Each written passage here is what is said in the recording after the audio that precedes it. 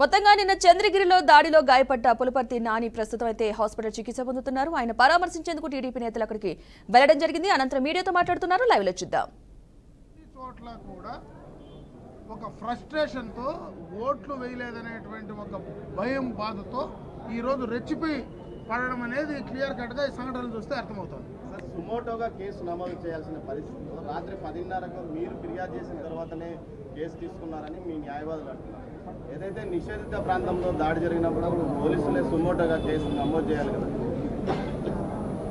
Police యంత్రాంగం సక్రమంగా స్పందించింటే ఈ సమస్య రాకపోదు. అసలు పోలీస్ యంత్రాంగం ఇన్ టైంలో ఇక్కడ జరుగుతూ ఉండేటువంటి పరిణామాలు దానికి ముందు రోజు ఒక సంఘటన జరిగిందని చెప్తున్నారు. అందరికీ పోలీస్ యంత్రాంగం తెలుసు. కాకపోతే మళ్ళీ అటువంటి పరిస్థితి జరుగుతుందనేది ముందుగా పోలీసు ఎందుకు దానిపైన ఊహించలేకపోయారనేది ఖచ్చితంగా యంత్రాంగమే సమాధానం చెప్పాలి. ఇప్పటికీ పోలీస్ యంత్రాంగం మీ పక్షపాత ధోరణితో వ్యవహరిస్తుందంటారా? పోలీస్ యంత్రాంగాన్ని మొత్తం అనను కానీ గత ఎన్నికలకు ముందు ఎవరైతే వైఎస్ఆర్ కాంగ్రెస్ పార్టీ నాయకులు వేసుకున్నటువంటి ఉద్యోగులు ఉన్నారో ఆ రోజు ఎవరైతే కొంతమందిని పర్టికులర్గా తెచ్చుకున్నారో వాళ్ళు ఈ కార్యక్రమాలు చేస్తారని నేను చెప్పక తప్పదు. ఎందుకంటే ఈరోజు కొత్తగా ఎలక్షన్ కమిషన్ పోస్ట్ చేసినటువంటి ఎస్పీలు కావచ్చు, ఎలక్షన్ కమిషన్ వచ్చిన తర్వాత పోస్ట్ చేసిన వాళ్ళు ఎవరు ఇటువంటి పరిస్థితులు లేదు. దానికి ముందు ఎవరికైతే పోస్టింగ్ ఇచ్చారో వాళ్ళ ఇంటెన్షనల్గా అంటే ఉద్దేశపూర్వకంగా ఎవరినైతే అక్కడ వేసుకున్నారో వాళ్ళు క్లియర్ కట్గా వన్ సైడ్గా పనిచేస్తున్నారు ఈ ఎలక్షన్లని క్లియర్ కట్గా అర్థమవుతుంది. ఇంకోటి ఏదైతే ఇప్పుడు జరిగిన దాడికి సంబంధించి పోలీసుల నిర్లక్ష్యం పరిస్థితి జరిగిందంటున్నారు. ఆ సంబంధిత పోలీస్ అధికారుల మీద ఏమైనా మీరు కంప్లైంట్ చేయబోతున్నారా? ఈసీ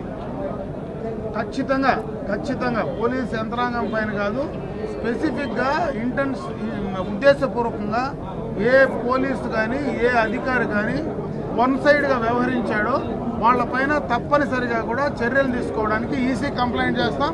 రేపు జూన్ 4 తర్వాత దీనిపైన ఖచ్చితంగా కూడా యాక్షన్ తీసుకోవడం జరుగుతుందని తెలియదు.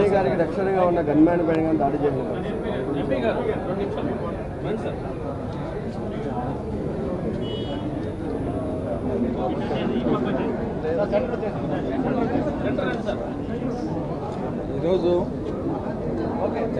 నిన్న చంద్రగిరి కంటెస్టింగ్ ఎమ్మెల్యే మీద జరిగిన దాడి అందరం ముక్తకంఠంతో ఖండిస్తున్నాం. ఈ ధోరణులను చూస్తుంటే ఇప్పుడే మనకి అమర్నాథ్ రెడ్డి గారు మాట్లాడారు. ఇవన్నీ నియంతృత్వ ధోరణులు కనబడుతున్నాయి. ఎలక్షన్ పెట్టి ప్రజాస్వామ్యంలో ఎలక్షన్ పెడతారు. ఎలక్షన్ పెట్టి వాళ్ళకి ఫేవర్గా లేకపోతే ఇట్లాంటి పనులు చేస్తారు. ఫేవర్గా ఉంటే సైలెంట్గా చేసుకుంటారు. వాళ్ళకి ఎగ్నెస్ట్ వస్తుందంటే ఇట్లా దాడులు చేయటం, అందరినీ హర్ట్ చేయటం, చంపేయడానికి ట్రై చేయడం చేస్తారు. మీరు ఇంతకుముందు కూడా చూశారు, పాకిస్తాన్లో పీస్ఫుల్గా ఉంటే బాగుంటారు. వాళ్ళకి కానీ రావట్లేదని అనగానే ఎదుటోళ్ళని చంపడానికి ఎదుటోళ్ళని చూడండి. బుట్టు అట్లాగే చనిపోయింది, మీకు అందరూ తెలుసు కదా నర్సు. అట్లాగే వీళ్ళు కూడా ప్రతి కాన్స్టిట్యున్సీలో ఎలక్షన్ దాకా బాగున్నారు. వాళ్ళకి ఓట్లు రావు, వాళ్ళు గెలిచే పరిస్థితి లేదు అని తెలియగానే ఇక నియంత్రిత ధోరణిలోనే బయటపడుతుంది. ఇవన్నీ కూడా పనిచేయవు. ఇక్కడ ఇది ప్రజాస్వామ్య దేశం, ప్రజలందరూ బ్రహ్మాండంగా ఆలోచించే విధానం. ఇంకొకసారి ఇట్లా జరిగితే పోలీసులు ఇది కాదు ప్రజలేదంటారు. వెళ్ళి నాయకుల దగ్గర నుంచి పోలీసులను కూడా ప్రజలేదనే పరిస్థితి వచ్చేటట్టుంది. ఈ ప్రజాస్వామ్యం పోతుంటే ఈ ప్రజలు ఒప్పుకోరు, ఈ దేశ ప్రజలు ఒప్పుకోరు. కాబట్టి ఇట్లాంటివన్నీ మానుకొని ప్రజా తీర్పుని యాక్సెప్ట్ చేయండి. 4వ తారీఖున తీర్పు వస్తుంది. మీ తరపున వస్తే మేమంతా యాక్సెప్ట్ చేస్తాం, మా తరపున వస్తే మీరు యాక్సెప్ట్ చేయండి. అంతేగాని ఇట్లా కొట్టుకోవటం, చంపుకోవటం ఇట్లా చేయబాకండి. ఈ భారతదేశానికి ఉన్న పరువును తీయకండి, మన రాష్ట్రానికి ఉన్న పరువును తీయకండి. దయచేసి వైఎస్ఆర్ ప్రభుత్వం వాళ్ళు దీన్ని గమనించుకొని ఈ ప్రజాస్వామ్యాన్ని కాపాడండి. మీ యొక్క పోలీస్ ఆఫీసర్స్కి కానీ లేకపోతే మీ అధికారులకు కానీ ఇన్స్ట్రక్షన్స్ ఇచ్చి ఇట్లాంటివి మరి ఒకసారి జరిగితే ప్రజలే వీళ్ళని తందేటట్టున్నారు. కాబట్టి జాగ్రత్తగా ఉండండి.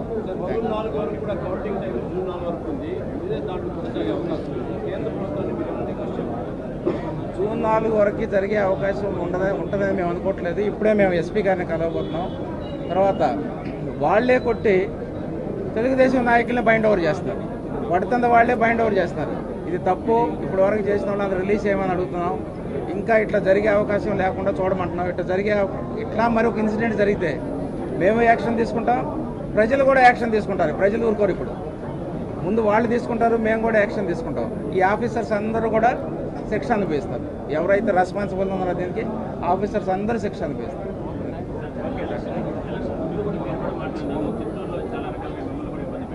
అవును, దానికి కూడా మేము కంప్లైంట్ రైజ్ చేస్తున్నాం. వాళ్ళు నాకు రిప్లై ఇచ్చారు, మేము అక్నాలెడ్జ్ చేస్తాం. ముందు పీస్ఫుల్గా ఎలక్షన్ చేయనియండి, 4th తర్వాత వీళ్ళందరి మీద యాక్షన్ తీసుకుంటామని నాకు రిప్లై వచ్చింది. మెయిల్ ఉంది, కావాలని మీకు చూపిస్తాం.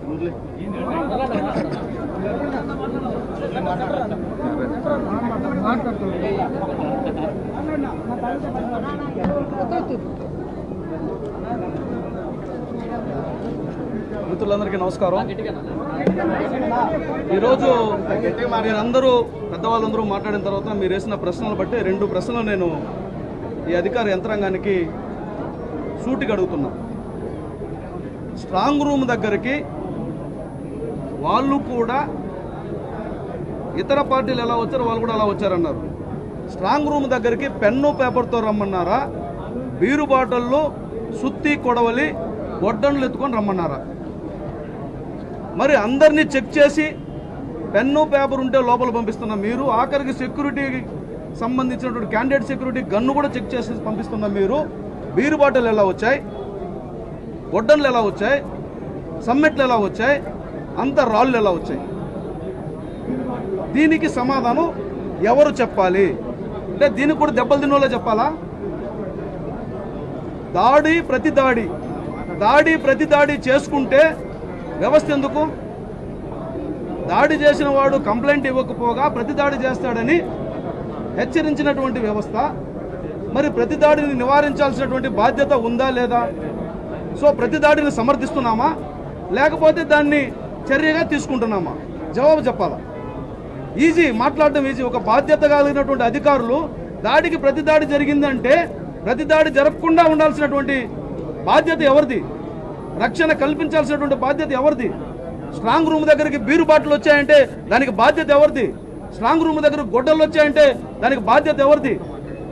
గొడ్డళ్ళు సమ్మెట్లు తీసుకొచ్చారంటే అక్కడ ఏమన్నా స్ట్రాంగ్ రూమ్లో వీళ్ళు ఏమన్నా వర్కర్లుగా వచ్చారా? ఎవరిని భ్రమ పెట్టాలనుకుంటున్నారు? ఏ సంఘటనలు ఎవరు దాచిపెట్టాలనుకుంటున్నారు? ఇవన్నీ దాచిపెడితే దాగేవి కాదు. ఇది చంద్రగిరి నియోజకవర్గంలో ఒక పెద్ద ప్రజాస్వామ్యానికి గొడ్డలు పెట్టు లాంటిది. దయచేసి ప్రజాస్వామ్యాన్ని కాపాడాల్సినటువంటి బాధ్యత అధికార యంత్రాంగం మీద ఉంది. దీనికి తోడుగా నేను పూతలపట్టు నియోజకవర్గ అభ్యర్థిగా మీడియాతో తిరుపతిలో మాట్లాడాలనుకున్నాను. ఇప్పుడు మీరందరూ వచ్చారు కాబట్టి మాట్లాడుతున్నా. పూతలపట్టు నియోజకవర్గంలో బంగారుపాలెం, యాదమరి మండలాల్లో ఫ్యాసిస్టు పాలన కింద అధికార యంత్రాంగం పనిచేస్తూ ఉంది. నిన్న ఎన్నికలు జరుగుతుంటే జడ్పీ వైస్ చైర్మన్ ఒక ఊరి మీదకి దాడికి పోయాడు. అక్కడికి పోయి వాళ్ళందరూ కూడా కొట్టేదానికి ప్రయత్నం చేశారు. 150 మంది 200 మందిని తీసుకుని ఊరి మీద దాడికి పోతే అక్కడున్న సిఐకి పదే ఆ ఊరోళ్ళు మా మీద కొట్టి చంపే అవకాశం ఉంది, వాళ్ళని పంపించండి అంటే పంపించలేకపోగా ఆత్మరక్షణ చేసుకోవద్దా? మనిషి కొడతా ఉంటే కొట్టించుకొని పోలీస్ స్టేషన్ పోయినా కేసు పెట్టరు, తిరిగి ప్రాణాలు రక్షించుకున్నా కేసు పెట్టరు. మళ్ళీ వాళ్ళు పెడితే కేసు ఎఫ్ఐఆర్ అవుతుంది, వీళ్ళు పెడితే ఎఫ్ఐఆర్ కాదు. అంటే మనిషి బతకాలా వద్దా? యాదమరి మండలంలో అసలు కొట్టేదానికి పోయింది ఎవరు? ఆత్మరక్షణ చేసుకున్న వాళ్ళ మీద కేసు పెడతారా? ఆత్మరక్షణ నేరమా? రాజ్యాంగంలో లేదా? భావ ప్రకటన స్వేచ్ఛ లేదా? బంగారుపాలెం మండలంలో నలగంపల్లిలో స్వయంగా సిఐ వచ్చి మీరట్టు పోండి వీళ్ళట్టు పోండి అని చెప్పారు. మేము అట్ట పోమని వాళ్ళే పోయినారు. గొడవ జరిగింది. గొడవ కారణం ఎవరు? రెచ్చగొట్టి గొడవకు పోయింది ఎవరు? గొడవకు పోయినప్పుడు వాళ్ళు దెబ్బలు తిని అయ్యా కొట్టేయండి మేము పోలీస్ స్టేషన్ దగ్గర పోతామంటారా? ఎవరికి వాడు రక్షించుకోవాలి కదా. రక్షించుకునే అవకాశం ఉందా లేదా? బంగారుపాలెం సిఐ సమాధానం చెప్పాలా? ఎంతమంది నీకు కేసు ఇస్తే, తెలుగుదేశం పార్టీ వాళ్ళు ఎంతమంది కేసు ఇస్తే వాళ్ళు సాయంత్రం రా, రేపు రా, ఎల్లుండ్రా అని చెప్పి ఈరోజు రాత్రిపూట నువ్వే పిలిపించుకుని కేసు పెడతావా? కరుడువారిపల్లిలో ఏం జరిగింది? కాలిరిపి ఫ్రాక్చర్ బర్డ్ హాస్పిటల్కి రెఫర్ చేస్తారు. బంగారుపల్లి హాస్పిటల్లో అతను కేసు పెడితే రేపు రా, ఎల్లుంటాడు. కాలు ఇరగొట్టుకొని ఫ్రాక్చర్ అయిపోయి బంగారుపల్లి హాస్పిటల్లో రెఫర్ పెడితే ఆయన రేపు ఎల్లుండి స్టేషన్ చుట్టూ తిరుక్కోవాలంట. కాగా ఆయన మీద కేసు పెడితే మళ్ళీ ఆయన స్టేషన్ కాడికి రావాలంట. ఎస్పీ గారికి లెటర్ పెట్టాడని నువ్వు ఎట్టబోతావు ఎస్పీ దగ్గరికి? ఎస్పీ వచ్చి కేసు పెడతాడంటావు. నేను చిత్తూరు జిల్లా ఎస్పీని ఒకటే కోరుతున్నా, దయచేసి బంగారుపాలెం, యాదమరి సిఐలు ఏ రకమైనటువంటి కేసులు కట్టారో ఈ 4 రోజుల్లో విచారించండి. ముందుగా ఎవరు ఫిర్యాదు చేస్తారో గమనించండి. అంటే దాడి చేస్తే దెబ్బలు తినమని మీరు చెప్తారా? చెప్తే చెప్పండి, మేము దెబ్బలు తింటాం. మా వాళ్ళు దెబ్బలు తింటారు. ఆత్మరక్షణ ఉందా లేదా? ఆఖరికి మనిషిని చంపుతా ఉంటే కూడా చంపించుకోవాలా? ఏం ప్రజాస్వామ్యం ఇది? ఈ 2 మండలాల్లో దయచేసి కేసుల మీద ఎస్పీ గారు విచారణ చేయాలా? అనవసరంగా ఎస్సీ ఎస్టీలు కేసులు పెట్టడం అనవసరంగా